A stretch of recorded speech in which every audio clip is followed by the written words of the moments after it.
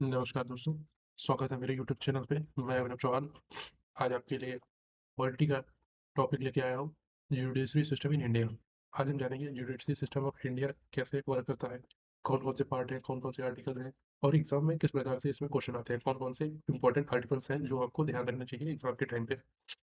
तो शुरू करते हैं जुडिशरी सिस्टम ऑफ इंडिया।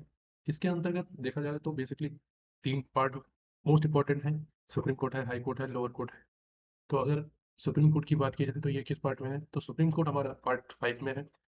जो पार्ट 5 के अंदर सुप्रीम कोर्ट है, ठीक है। और इसके जो आर्टिकल है, ये आर्टिकल है 124 से 147। इसमें आर्टिकल जो दिया हुआ है, ये दिया हुआ है हमारे 124 से 147 तक के लिए। अगर हाई कोर्ट की हम बात करते हैं तो हाई कोर्ट हमारा दिया हुआ है पार्ट 6 में, जिसमें आर्टिकल 214 से 231 तक के लिए दिए हुए हैं। और इसी पार्ट 6 में ही हमारा डिस्ट्रिक्ट कोर्ट या लोअर कोर्ट जिसको हम बोलते हैं वो दिया हुआ है। ये दिया हुआ है 233 से, सॉरी 233 से नहीं, 233 से 237 तक के लिए दिया हुआ है। 33 से 237 के लिए ये हमारे आर्टिकल दिए हुए हैं। इसके अगर स्टेब्लिशमेंट देखा जाए तो वो हमारा सुप्रीम कोर्ट की स्टेब्लिशमेंट 1773 से में हुई थी रेगुलेटिंग एक्ट के जरिए, जिसमें फर्स्ट सीजीआई मैंने एलिजा करके। और उसके बाद में इसको रिफॉर्म किया गया था 1935 के एक्ट से, जिसमें इसको नाम दिया गया था फेडरल कोर्ट, जो बन के तैयार हुआ था हमारा 1937 में, जिसको हमने फेडरल कोर्ट माना था। और इसी को 1950 में सुप्रीम कोर्ट बनाया गया। इसको बनाने की जो डेट थी वो डेट है 28 जैन 1950 को सुप्रीम कोर्ट बनाया गया हमारा इंडिया में, ठीक है। इसके जो फर्स्ट सीजीआई थे वो थे हीरालाल कानिया, जय कानिया, हीरालाल जय कानिया हमारे फर्स्ट सीजीआई। और अगर इसकी ओरिजिनल मेंबर पूछ लिया जाए तो कितने थे, टोटल मेंबर इसमें थे 8, जिसमें जिसके अंदर 1 CGI plus 7 other member just थे, ठीक है। ये तो बेसिक बेसिक इंफॉर्मेशन होगी सुप्रीम कोर्ट के बारे में। अब जानते हैं इसके कुछ आर्टिकल्स के बारे में, ठीक है। इसमें मैंने देखो एक लाइन लिखी है, judiciary can check parliamentary work. इस लाइन का क्या मतलब है?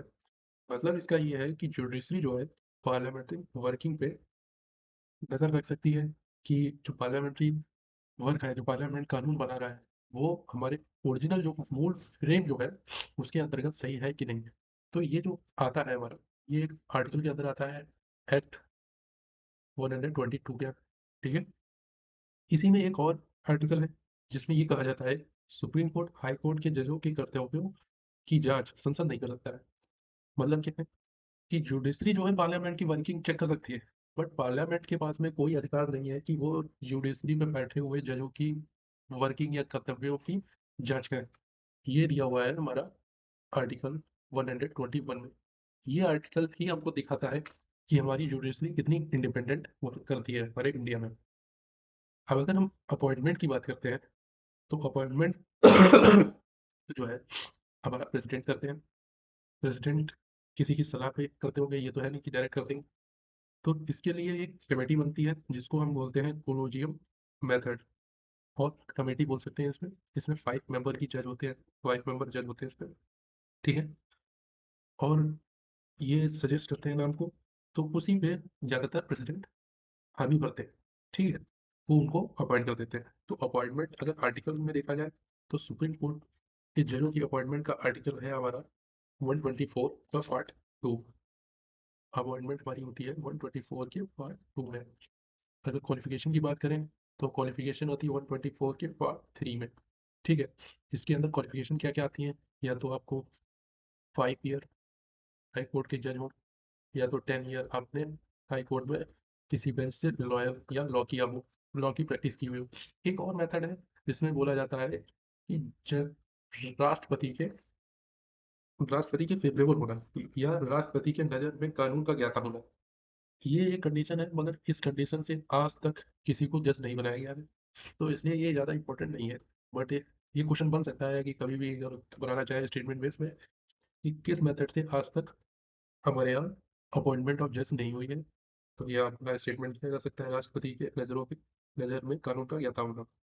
अगर सैलरी की बात की जाए, सैलरी हमारी आर्टिकल में है 125, ये हमारी सैलरी जो है अगर पूछी जाए किस निधि से दी जाती है, किस फंड से दी जाती है, तो ये हमारे संचित निधि से दी जाती है। जो सरकार की संचित निधि है उससे ये सैलरी दी जाती है।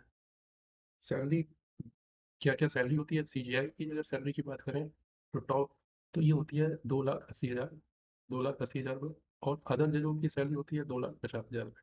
ठीक है। यहीं पर मैं एक चीज़ और बताना चाहूँगा, इस समय प्रेजेंट में अगर जजों की संख्या बोल लिया जाए तो टोटल जज है 33। ठीक है, जिसमें से एक सीजीआई है और 32 अदर जज है। ठीक है, छोटे मोटे सब मिला के 32 जज है।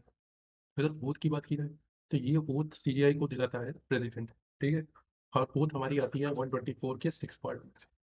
124 के 6 पार्ट में हमारी ओथ आती है जिसको प्रेसिडेंट दिलाता है। ठीक है, ये तो हो गई सुप्रीम कोर्ट के बारे में बातें, जिसमें अपॉइंटमेंट हमारा 124 के पार्ट 2 में है, क्वालिफिकेशन हमारी 124 पार्ट 3 में है, सैलरी हमारी 125 में है, और ओथ हमारी 124 के 6 पार्ट में है। अब अगर हम बात करते हैं हाई कोर्ट के बारे में, तो हाई कोर्ट के बारे में अगर देखा जाए तो सबसे पहले जानते हैं कि हाई कोर्ट बने कब। तो high court, first high court जब स्टैब्लिश किया गया तो 3 जगह किया गया। जो बेसिक ब्रिटिश की प्रेसिडेंसी थी वो 1862 में, एक तो कोलकाता था। ठीक है, और एक था बॉम्बे, बॉम्बे, एक था मद्रास। ठीक है, उसके बाद में एक और 4 साल बाद बनाया गया हाई कोर्ट, वो इलाहाबाद हाई कोर्ट था। ठीक है, जो इस समय एशिया का सबसे बड़ा हाई कोर्ट है। उसके बाद में अगर हम देखें, उसके बाद में अगर हम देखें तो एक कॉन्स्टिट्यूशनल अमेंडमेंट भी हुआ था, जिसको हम कहते हैं सेवन्थ कॉन्स्टिट्यूशनल अमेंडमेंट। ये बहुत ज़्यादा इंपॉर्टेंट है, ये हुआ था 1956 में। हाई कोर्ट के बारे में ये अमेंडमेंट है। इसमें ये बोला गया था कि दो या दो से अधिक राज्य या यूटी के एक कॉमन हाई कोर्ट हो सकता है। मतलब क्या है कि अगर जैसे दो राज्य हैं, उनका एक कॉमन हाई कोर्ट हो सकता है, या एक राज्य एक यूटी हो उसका भी कॉमन हाई कोर्ट हो सकता है। तो इसके कई सारे एग्जांपल हैं, जैसे चंडीगढ़ हो गया, चंडीगढ़, हरियाणा, और अगर पंजाब का देखा जाए तो एक ही हाई कोर्ट है। ये एक आर्टिकल में भी आता है, जिसको आर्टिकल में बोलते हैं 231 के आर्टिकल में ये दिया हुआ है कि दो या दो से अधिक राज्य या स्टेट का एक हमारा कॉमन हाई कोर्ट हो सकता है। इसी में एक और चीज़ देखी जाए, दिल्ली में एक एक्सेप्शन है। दिल्ली जो है, दिल्ली हमारी एक यूटी है। ये एक इकलौती ऐसी यूटी है जिसके पास में अपना खुद का हाई कोर्ट है। ठीक है, और ये दिया हुआ है हमारे 241 एक्ट में कि दिल्ली के पास में अपना खुद का हाई कोर्ट है। अब हम अगर इनके अपॉइंटमेंट, सैलरी, उसके बारे में आते हैं, ये देखते हैं। तो अपॉइंटमेंट जो है वो की जाती है प्रेसिडेंट के द्वारा, प्रेसिडेंट ही करता है, बट सीजीआई के रिकमेंडेशन पे करता है। ठीक है, क्वालिफिकेशन देखी जाए तो क्वालिफिकेशन 217 के पार्ट 2 में दी हुई है। ठीक है, इसके अंदर होता है क्या क्या क्वालिफिकेशन, या तो आप 10 ईयर के लिए डिस्ट्रिक्ट कोर्ट के जज हो। ठीक है, या तो 10 ईयर आपने लॉ प्रैक्टिस किया हो हाई कोर्ट के अंदर, हाई कोर्ट के अंदर लॉ किया हो, लॉ प्रैक्टिस किया हो। ठीक है, और ओथ देखी जाए तो ओथ जो है वो दिलाता है सीजीआई या स्टेट का गवर्नर। ठीक है, ओथ अगर देखी जाए तो कौन दिलाता है, सीजीआई या गवर्नर दिलाता है, जो दी हुई है 219 में। अगर हम इसके सैलरी की बात करें, सैलरी हमारी दी हुई है 221 में। ठीक है, इसके अंदर जजों की सैलरी क्या होती है, तो इसके अंदर जजों की सैलरी होती है 2,50,000 और 2,25,000। ठीक है, ये इसके अंदर हाईकोर्ट में जजों की सैलरी होती है।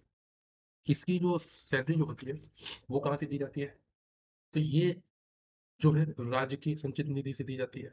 ठीक है, राज्य की संचित निधि से इसको देते हैं। और सुप्रीम कोर्ट के जजों की सैलरी जो है वो आपकी भारत सरकार देती है, वो भारत सरकार की संचित निधि से दी जाती है, तो कंफ्यूजन मत रखना।